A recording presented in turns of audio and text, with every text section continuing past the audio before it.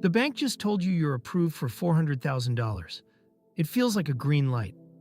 Like a stranger in a suit looked at your life and said, "Yes, you can handle this." So you start shopping at 400,000. That number is not a green light. It's a ceiling the bank is comfortable with. Because the bank isn't the one living inside the payment. You are. Here's the quiet truth nobody at the closing table will say out loud. The amount you're approved for and the amount you can actually afford are two completely different numbers. Approval is the most you can borrow before the loan looks risky to the lender. Affordable is the most you can spend before your life gets tight.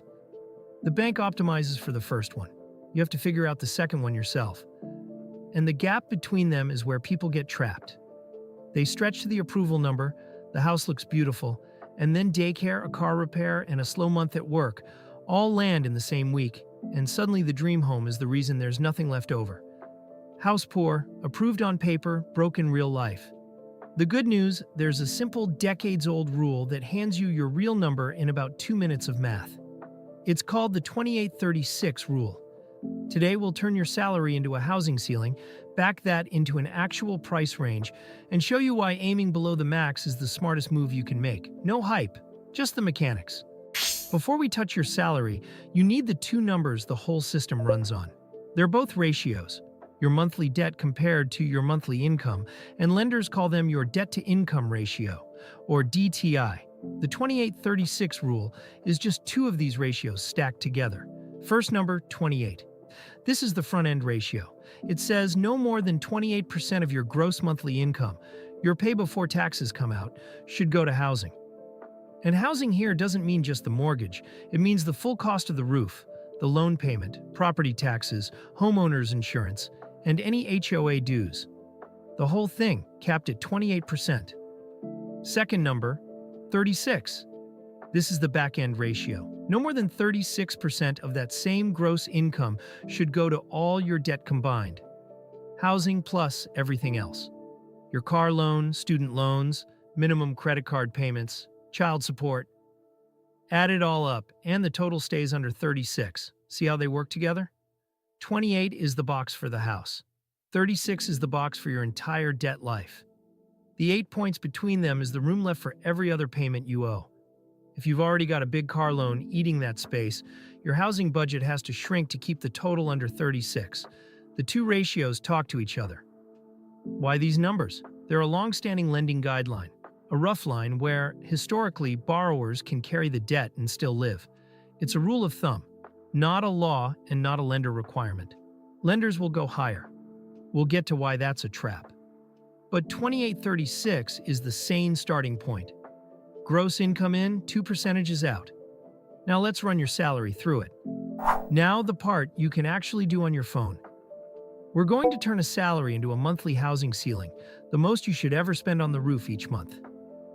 2 steps. Find your gross monthly income, then take 28% of it.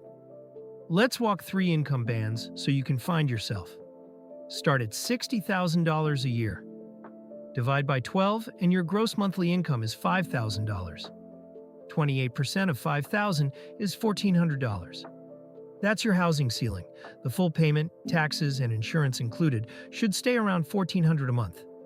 And your 36% all debt ceiling is $1,800, which leaves about $400 a month for a car payment and everything else. Move up to $100,000 a year. Quick reality check. That's a comfortable income, but it's not the middle. The US median household earns about $84,000. So $100K already sits roughly 20% above typical. Gross monthly is about $8,300. 28% of that is roughly $2,300 for housing. Your all debt line, 36%, is $3,000, leaving around $700 for other debts. And at $150,000 a year, gross monthly is $12,500. 28% gives you a housing ceiling of about $3,500, with an all debt ceiling of $4,500. Notice what just happened. We never talked about a home price. We talked about a monthly payment you can sustain. That's the right order. And it's the order banks and buyers usually get backwards. They fall in love with the price first, then twist the budget to fit it. You're doing it the disciplined way. Income sets the payment, and the payment will set the price. So write down your own number right now. Salary divided by 12 times 0.28. That single figure is the ceiling everything else has to fit under. You've got a monthly housing ceiling, but you don't buy a monthly payment. You buy a house with a price tag. So we work backwards, and to do that, you need to know what's actually inside that payment. The industry word is PITI, principal, interest, taxes, and insurance. 4 letters, and most first-time buyers only budget for 2 of them. Principal and interest are the loan itself. What you pay to borrow the money, with a 30-year fixed mortgage near 6.5%, that's the biggest chunk. But here's the trap. Principal and interest are not the whole payment.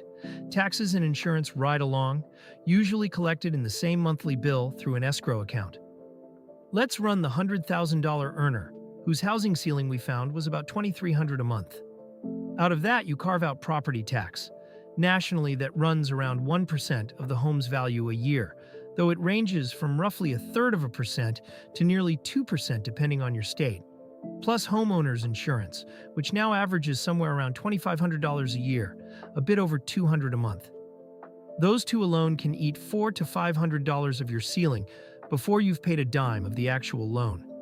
So what's left for principal and interest and backs into the price? Run the math at 6.5% with 20% down, and a $2,300 PITI ceiling lands you at a home price of roughly $350,000.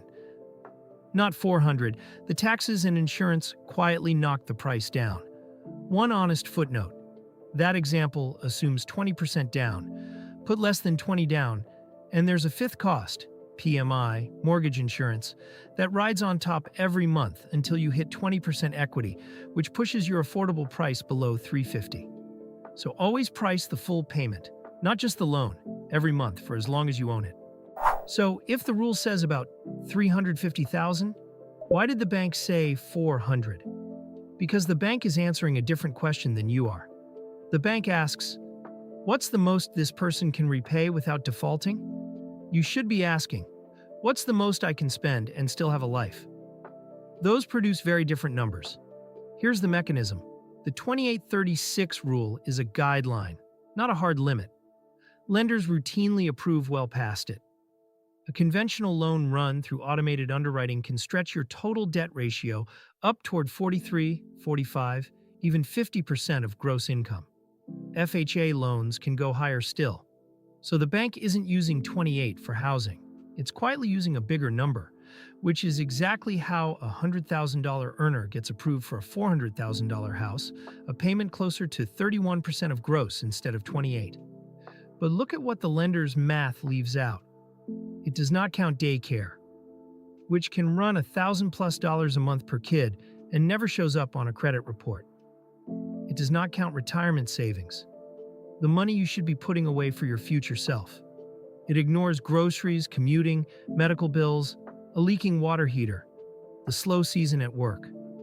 The lender sees your debts and your income. It does not see your life. That's the whole disconnect. Approval is the lender's risk tolerance. Affordability is your real budget. The bank can be perfectly happy with a payment that quietly strangles your month, because if you pay it, the bank wins, even if you've got nothing left for anything else. Their max is not your target. Their max is the edge of the cliff. So the bank's number is the edge of the cliff. The smartest move in this whole game is boring, and almost nobody does it. Buy below your max. On purpose. And it's worth being concrete, because be conservative is useless advice without a number attached. Go back to our $100,000 earner. The 28% ceiling pointed to about a $350,000 home, a payment near $2,300 a month. Now suppose you deliberately shop at $300,000 instead. Same income, same loan, same rate. Your monthly PITI drops to right around $2,000. You just freed up about $300 a month, roughly $3,600 a year. That would otherwise have been locked in the walls of a bigger house. That $300 a month is breathing room, and breathing room is what turns a house from a stressor into a home. It's the buffer that absorbs a surprise car repair without a credit card. It's the cushion that lets you keep funding retirement while you own. It's the difference between a job loss being a scary few months versus an immediate crisis. And it dropped your housing ratio from 28% down to about 24%. Further from the edge. Now one sobering note, because the math has to be honest. At today's rates, the median U.S. home runs around $429,000. So our disciplined $350,000 target is actually below the typical home price, which means for a lot of buyers, the affordable house and the median house aren't the same house right now. Affordability is genuinely stretched. The rule doesn't magically conjure a home. Sometimes its honest answer is, wait, save more, or look further out. This is the part the listing photos never show. The house you can just barely afford and the house you can comfortably afford might be one neighborhood apart, but the lives inside them are completely different. One is a monthly knife edge, the other has slack in it. Aiming under your max isn't settling. It's buying the one thing a too-big house can never give you back. Room to breathe when life does what life does. Let's bring it together. The number the bank approves you for is the most they'll lend before the loan looks risky to them. It is the maximum, not the target. Your real number comes from the 28-36 rule. No more than 28% of your gross monthly income on housing, and no more than 36% on all your debt combined. Take your salary, divide by 12, multiply by 0.28, and you've got your monthly housing ceiling in about a minute. Then remember that ceiling has to cover the full PITI, principal, interest, taxes, and insurance, not just the loan, because taxes and insurance quietly shrink the price you can actually carry, and under 20% down adds PMI on top. For a $100,000 earner near today's rates, that's a home around $350,000, even when the bank waves $400 at you. And the bank's bigger number ignores the things that actually run your life: daycare, retirement, groceries, emergencies. So aim under the max on purpose. Dropping even $50,000 off the price can free up a few $100s a month. The breathing room that keeps a house from owning you. One honest caveat to carry with you: at a median home price around $429,000, the discipline number often lands below what's actually for sale near you. That's not a flaw in the math. It's the math telling you the truth about today's market. The single biggest takeaway is this: the bank tells you what you can borrow. The 28-36 rule tells you what you can live with. When those two numbers disagree, and they almost always will, trust the one that still leaves money in your account at the end of the month. The approval is the ceiling. Your real budget is the home. If this made the approval number finally make sense, if you'll never confuse what the bank will lend you with what you can actually live with again, hit subscribe. That's the whole point of this channel, the money mechanics nobody ever bothered to explain in plain English. And here's the question sitting underneath this entire video, the one we didn't answer today. Should you even be buying at all? Because running the 28-36 math is only half the decision. The other half is whether owning beats renting for where you are right now.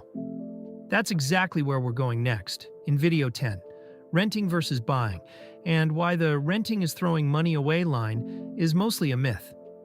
I'll see you there.